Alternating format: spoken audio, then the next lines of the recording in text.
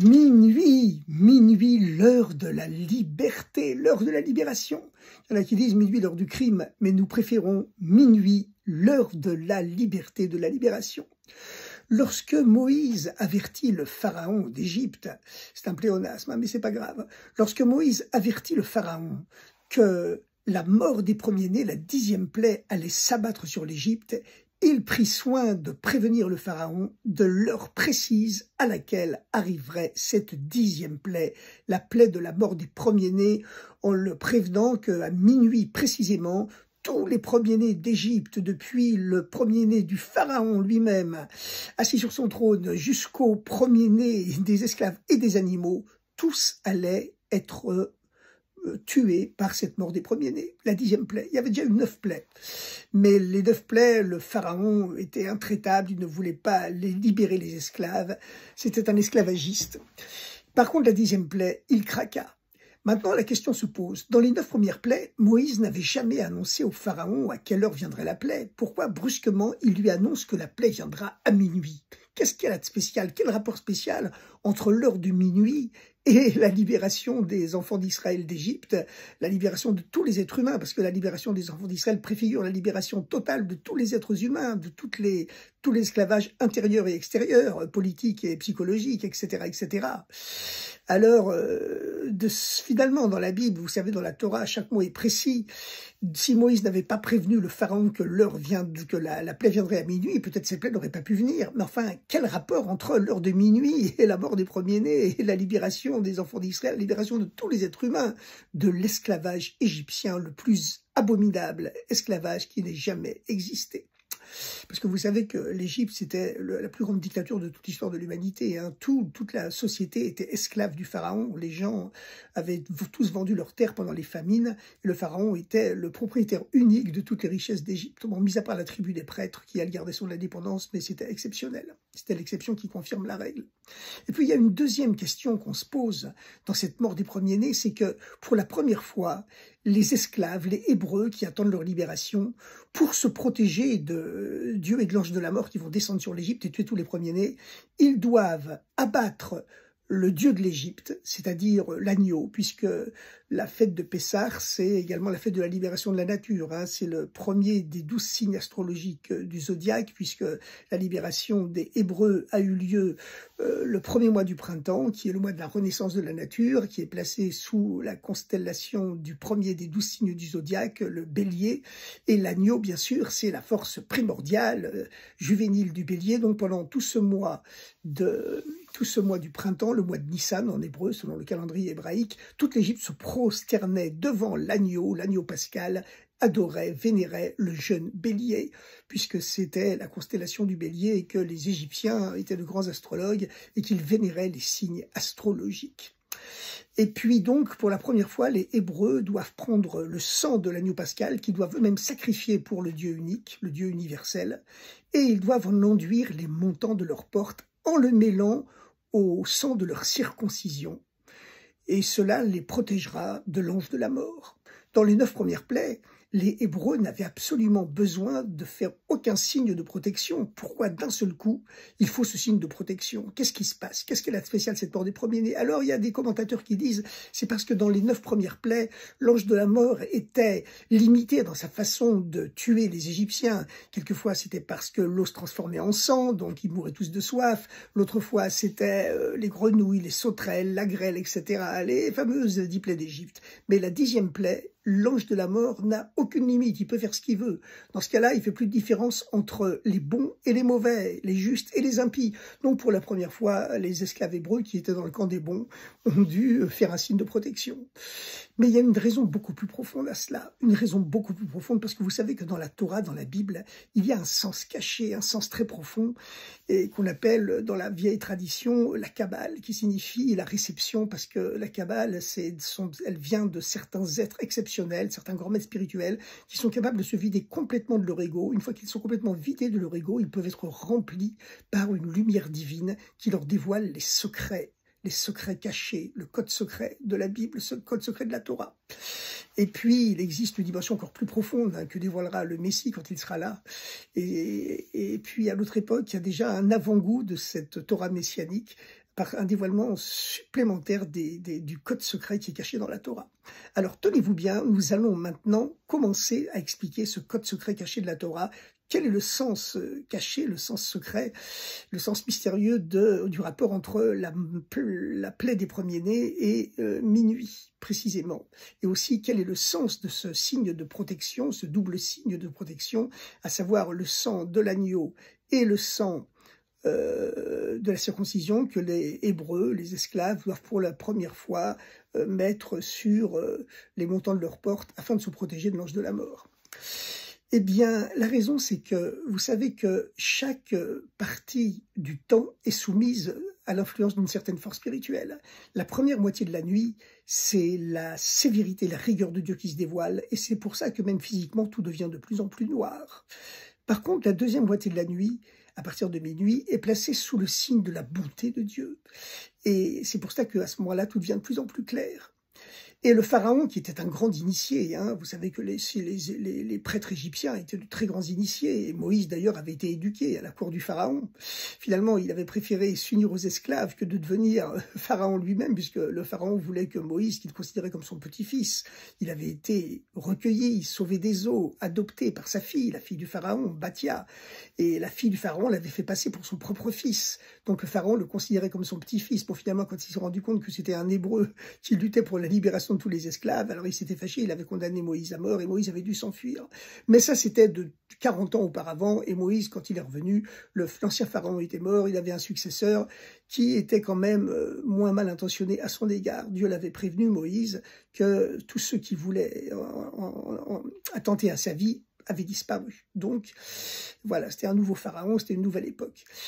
Mais finalement, le pharaon était un grand initié. Il savait très bien que lorsque Dieu donne la vie au monde, eh bien, chaque partie du temps est placée sous l'influence de cette force spirituelle. La première moitié de la nuit sous le signe de la rigueur et la deuxième sous le signe de la bonté. Par contre, l'instant de minuit, c'est un instant qui est au-delà de cette notion de justice entre bonté et sévérité et rigueur, qui fait que, voilà, le pharaon le savait, tout le monde le sait, si quelqu'un, dans la justice divine, pêche et est mauvais, bien, il doit recevoir sur lui la rigueur, la sévérité divine, et s'il fait le bien, il doit recevoir la bonté divine, la récompense, la bonté divine. Mais Moïse a voulu dire au pharaon, attention, la mort des premiers-nés ne va pas venir de l'habituelle balance de la justice entre la rigueur de la première moitié de la nuit et la bonté de la deuxième moitié. L'instant de minuit, c'est l'instant qui lie les deux parce qu'il est au-delà des deux. C'est le moment où se dévoile l'essence de l'amour de Dieu pour Israël, pour ses enfants, pour les esclaves de l'époque. Si bien que même s'ils ont péché, ils seront libérés quand même. Pourquoi avaient-ils péché les Hébreux? Parce qu'en réalité, les Hébreux en Égypte adoraient les idoles comme les Égyptiens. Ils adoraient les idoles comme les Égyptiens. Ils croyaient dans le Dieu unique, mais en même temps, ça ne les empêchait pas d'avoir des sous-dieux et des idoles dans lesquelles ils croyaient. Et si les 9 premières plaies étaient des plaies, entre guillemets, pédagogiques, elles ne venaient pas pour punir les coupables, elles venaient pour apprendre aux Égyptiens qu'il y a un Dieu qui existe. Or, malheureusement, les Égyptiens, à l'époque, étaient descendus à un tel niveau d'idolâtrie, de magie noire, c'était une civilisation extrêmement immonde, la plus immonde peut-être de toute l'histoire de l'humanité. Eh bien, voilà, les pharaons épousaient leurs sœurs et ils s'en glorifiaient, l'inceste était généralisé, c'était vraiment une civilisation abominable, sans parler de la magie et de l'idolâtrie. Eh bien, les 9 premières plaies, elles venaient pour faire comprendre aux Égyptiens qu'il y avait un Dieu qui était au-dessus de la nature, un Dieu qui est au-dessus de la nature et qui peut briser les lois de la nature comme il veut. Les Égyptiens, le pharaon notamment, croyaient en un Dieu unique, une force unique qui règle l'horloge du monde. Mais ils croyaient en un Dieu qui, en même temps, a créé les lois de la nature, mais qui ensuite est rivé, soumis à ces lois de la nature que lui-même a créées. Et comme les lois de la nature veulent, à l'époque, qu'il y ait des hommes libres et des esclaves, il était hors de question de libérer les esclaves. Et par contre, Moïse voulait faire comprendre au pharaon que Dieu n'est pas du tout soumis aux lois de la nature, que c'est vrai, il a créé. Il existe un niveau de Dieu qui est complètement au-delà, au-dessus des lois de la nature et qui peut les changer et les briser comme il veut. Et c'est la raison pour laquelle, chaque fois que Moïse annonçait au pharaon qu'une des 9 premières plaies allait venir, il lui précisait très souvent avec cela tu comprendras, en hébreu, leman teda, bavour teda, bezot teda, avec ça tu comprendras, pour que tu comprennes, afin que tu comprennes qu'il y a un Dieu qui existe, qui est au-dessus de la nature et qui peut briser les lois de la nature comme il veut. Les Hébreux, comme eux, connaissaient par tradition l'existence de ce Dieu qui est au-delà de la nature. Eh bien, les 9 premières plaies ne les concernaient pas, puisqu'ils le savaient déjà que ce Dieu au-dessus de la nature existe. Dans le judaïsme, dans la traduction originelle de la Bible, le niveau de Dieu qui est au-dessus de la nature, c'est le nom de Dieu aux 4 lettres, le Yud, le He, le Vav et le He, qui est une forme intraduisible du verbe être, qui signifie celui qui est, qui a été et qui sera en même temps. C'est une forme du verbe être qui inclut à la fois le présent, le passé et le futur, c'est-à-dire qui exprime le niveau de Dieu qui est au-delà du temps, donc aussi au niveau de l'espace. Et quand la Bible parle du niveau de Dieu qui est présent dans la nature, immanent, on l'appelle Elohim. Elohim, c'est un pluriel hébraïque. Le suffixe im indique toujours le pluriel en hébreu, parce que c'est le niveau de Dieu qui s'habille dans les milliards d'atomes de l'univers, qui s'incarne dans les milliards d'atomes de l'univers. Et d'ailleurs, la valeur numérique, puisque chaque lettre hébraïque, c'est un chiffre, donc lorsqu'on additionne toutes les lettres d'un mot, ça donne un certain chiffre. Et lorsque 2 mots totalisent la même somme numérique, eh bien, c'est ce qu'on appelle la guématria, la science des guématriotes. Lorsque 2 mots totalisent le même chiffre, la même somme numérique, ça signifie qu'il existe une identité de sens entre eux. Eh bien, justement, la valeur numérique du nom divin de Elohim, ce niveau de Dieu qui est immanent, qui est présent dans tous les atomes de l'univers, c'est égal à la même somme, 86, le chiffre 86, que le mot Hateva qui veut dire la nature. Voilà, comme disait le fameux philosophe Spinoza au XVIIe siècle, qui était juif d'ailleurs, Baruch Spinoza, Dieu c'est la nature et la nature c'est Dieu. Ça c'est le niveau d'Elohim. Mais il existe un niveau de Dieu qui est pas seulement immanent mais transcendant. Ça c'est le niveau de l'être au présent, au passé, au futur, le fameux nom qu'on appelle chez les juifs Hachem, Yud, qui se compose de 4 lettres, non, le tétragramme, on l'appelle le tétragramme parce que tétra c'est 4. Et voilà, Moïse voulait faire comprendre au pharaon que ce niveau de Yud Kevavke, le Yud, le He, le Vav et le He, l'être au présent, passé, au futur, le niveau de Dieu qui est au-dessus du temps, au-dessus donc de l'espace, puisque les deux sont liés, existe, et que Dieu n'est pas seulement immanent, Elohim, mais qu'il est aussi ou surtout transcendant, et puis il existe l'essence de Dieu qui est encore au-delà de la transcendance et de l'immanence et qui peut unir les deux. Et c'est la raison pour laquelle, dans le judaïsme, on ne donne pas un nom unique à Dieu. Dieu est trop pour avoir un nom, mais on lui donne des noms différents selon la façon dont il se manifeste. Par la transcendance, c'est Hachem, par l'immanence, c'est Elohim, etc., etc. Alors, donc, les 9 premières plaies, je reviens là-dessus, elles venaient pour faire comprendre aux Égyptiens qu'il y a un Dieu qui existe. Comme les Hébreux savaient déjà que ce niveau de Dieu au-dessus de la nature existe, que la transcendance existe, ils n'étaient pas concernés par les 9 premières plaies. Par contre, la 10e plaie, elle vient pour tuer les premiers-nés. Elle vient plus pour faire comprendre. Les premiers-nés vont mourir, ils ne pourront plus rien comprendre. Elle vient pour punir. Elle vient pour punir les péchés, les fautes, et surtout le péché de l'idolâtrie, parce que c'est la source de toutes les fautes. Voilà. Eh bien, dans ce cas-là, les Hébreux, qui bien qu'ils croyaient dans le Dieu unique, adoraient quand même des sous-dieux, des idoles, ils auraient dû être punis comme les Égyptiens. Et dans ce cas-là, le pharaon se réjouit en disant « Ah, tu apportes une 10e plaie qui va punir les coupables, qui va punir les idolâtres, mais voilà, tes esclaves hébreux, même s'ils connaissent ton Yud-Kevavke, ton Hachem, ton nom de Dieu transcendant qui est au-dessus du monde, ils pratiquent l'idolâtrie en cachette, en sous-main, comme mes sujets égyptiens, donc ils seront punis aussi. » C'est pourquoi Moïse lui a répondu « Attention, la plaie viendra à minuit. » Ça veut dire qu'elle ne viendra pas par le jeu de l'équilibre des forces, bonté et sévérité, et la sévérité de la première moitié de la nuit, la bonté de la deuxième moitié, elle vient d'un niveau de ce qu'on appelle l'essence de Dieu, qui est au-delà de toute notion de justice, de bien et de mal, de bonté et de sévérité, de punition et de récompense. Elle vient justement, c'est le moment où se dévoile l'essence de l'amour d'un père pour ses enfants, et Dieu va sauver le peuple juif, il va sauver Israël, parce que ce sont ses enfants et qu'il les aime. Mais je précise que tout celui qui est capable d'adhérer à ce niveau-là, qu'il soit juif ou pas juif, il peut aussi dévoiler, bien sûr, cette essence de Dieu qui le bénit au-delà de toute notion de bonté et de sévérité. Et vous savez que dans toute l'Antiquité, les êtres humains étaient au courant que Dieu dirige le monde par deux forces, le yin et le yang au Japon, le yin et le yo en Chine. Voilà, mais évidemment, le pharaon lui aussi connaissait ces deux forces-là. Et c'est la raison pour laquelle Moïse lui dit, attention, attention, la plaie de minuit, la mort des premiers-nés, qui va apporter la libération au peuple juif, au peuple hébreu, comme on l'appelait à l'époque, on les appelait les enfants d'Israël, on ne les appelait pas encore les juifs, c'est venu plus tard, eh bien, elle ne vient pas de l'équilibre habituel entre les deux forces qui régissent le monde, la bonté et la rigueur divine. C'est un dévoilement de Dieu qui est au-delà de toute notion de justice humaine, de bonté, de sévérité, de rigueur, de punition, de récompense, etc. C'est le niveau où se dévoile l'essence de l'amour de Dieu pour Israël. Et chaque fois qu'un être humain, d'ailleurs, dévoile ce niveau en lui, eh bien, il peut recevoir la même bénédiction, quelle que soit sa couleur de peau, sa race, sa religion, ou même s'il n'en a pas.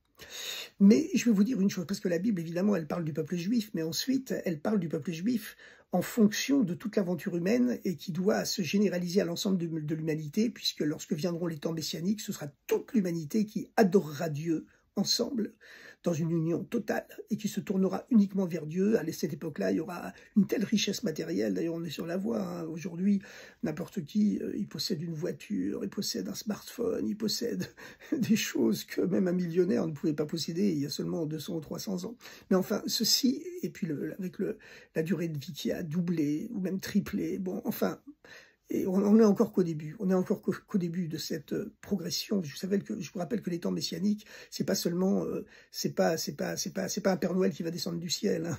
C'est que toute l'humanité progresse sur les plans scientifiques et médicaux aussi pour arriver à un âge d'or qui fera que les hommes seront tellement saturés de biens matériels.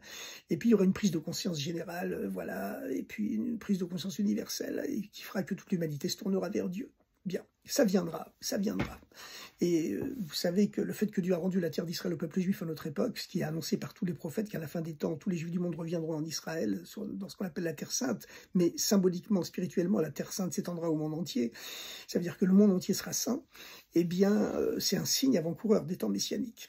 Alors, chers amis, maintenant que nous avons compris pourquoi Moïse a dû prévenir le pharaon que la plaie ne viendrait pas par l'équilibre des forces habituelles entre la bonté et la rigueur, mais qu'elle viendrait du niveau de l'essence de Dieu, qui est celui d'un père pour ses enfants, il faut comprendre pourquoi les Hébreux à l'époque, ont été dans l'obligation de mettre des signes de sang, le sang de l'agneau pascal et le sang de leur circoncision.